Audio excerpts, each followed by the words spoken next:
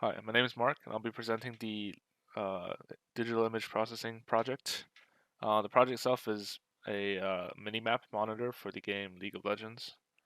Um, a quick introduction to the game itself.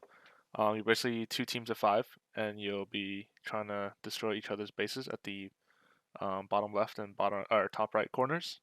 So from the blue side of the map, you see that the enemy base is on the top right, the red base. So in the game, it's pretty important to keep track of your enemies because there is this fog of war where if they disappear into it, you won't know where they are. It's important to keep track of them because once they go missing, they might appear behind you or outnumber you on a different location on the map. So generally, players will always be watching the minimap to make sure that they know where the enemies are. But the problem is you can't always be staring at the minimap 24/7 because you got to play the game as well, right? Um, so the idea of the project then is just to automatically monitor the minimap for you um, and alert you if a enemy goes missing. So in case you are looking somewhere else and you miss the fact that the enemy went missing, this system will tell you.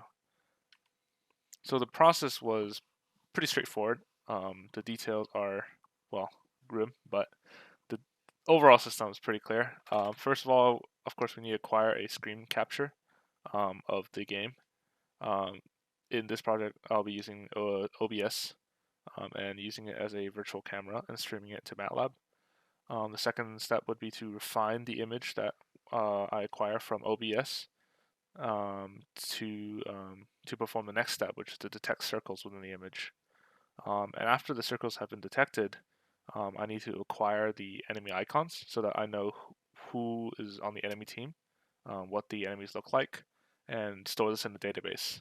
Once I have this stored in the database, I can keep a tab on each individual enemy by searching for their image um, within the minimap.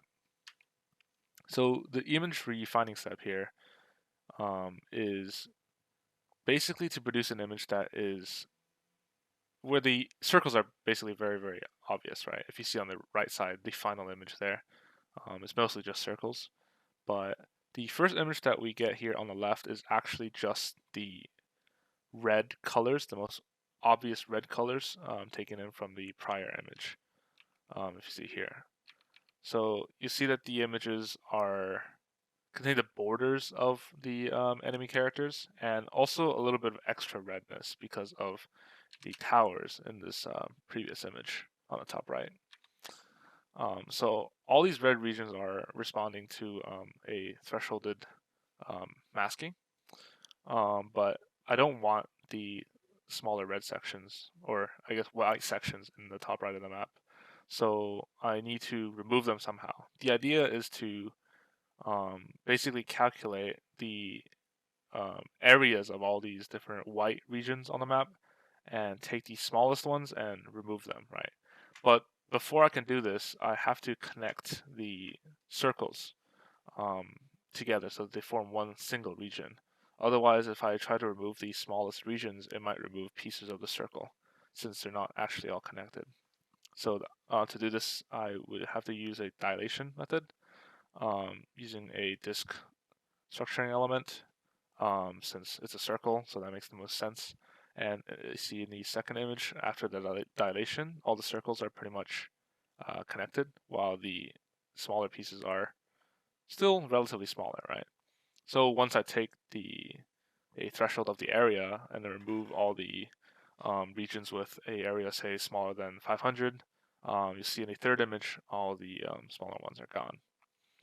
And now the final step would be to erode the image one final time, using the same structuring element as the dilation to get back to a point where the circles are not so thick that um, it might throw off the circle detection, which is the next step I'll be talking about. So the circle detection here is using a circular Hopf transform. As you see on the left side of this image, the green circles are drawn on the images that are detected as a circle. One of the major problems of this issue or of the project is the issue of overlapping. As you see in the top of the right image, you see that two characters are basically on top of each other, and it's difficult to separate the two images, right? So while the circular Hopf transform can detect that there are two circles there, I don't actually want the one on the bottom. Because if I take this one, the one on the bottom, as a image to compare to in the database, when I track the enemies, it's going to have a large portion of it basically covered by a different icon. So what I do here is basically check if any circle is overlapping, and I remove the circle that has a lower detection score, basically. So generally speaking, the one that is being covered has a lower detection score because it's not a complete circle. As you see on the left side, um, it's evident that it's only part of the circle that is showing from beneath. So once I've got these circles, I basically just grab the image that is being bounded by these circles and store them in the database. So after I know what each enemy looks like, I have a database of all the enemies. So in this case, I have 3 enemies. I can basically track each unique enemy individually instead of just saying, oh, there's 3 circles or there's 2 circles, right? So now I can individually say that enemy 1 is missing or enemy 2 is missing. If you look at the left side, the overlapping issue is no longer a problem because I'm not actually comparing or storing these overlapping images. So it's okay if they overlap in the tracking section.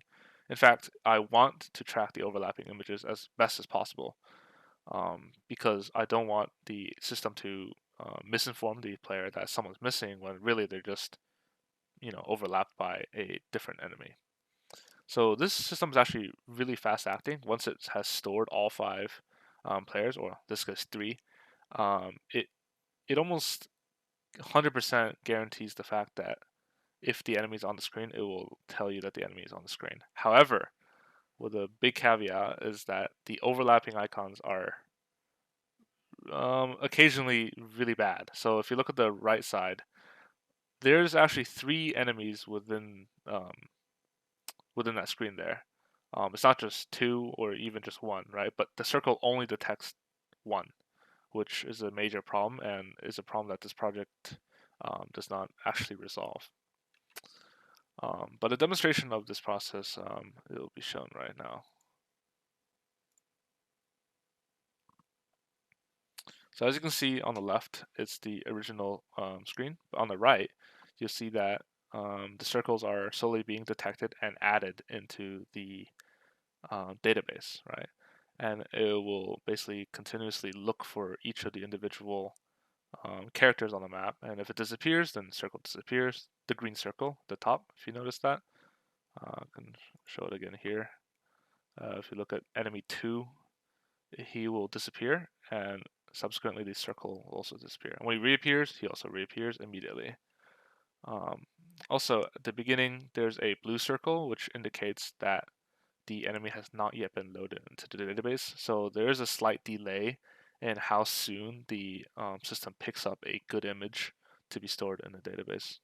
However, overall, it's pretty consistent, the results here. As you can see, the enemies 3, 1, 2, and 3 are always 1, 2, and 3. There's no misidentification. There's no random misplacement of them across the map or um, poor detection speeds. Once the enemy 2 immediately comes back into vision, he is displayed immediately with a green circle. So it is quite a efficient process. All right, thank you for listening to my presentation.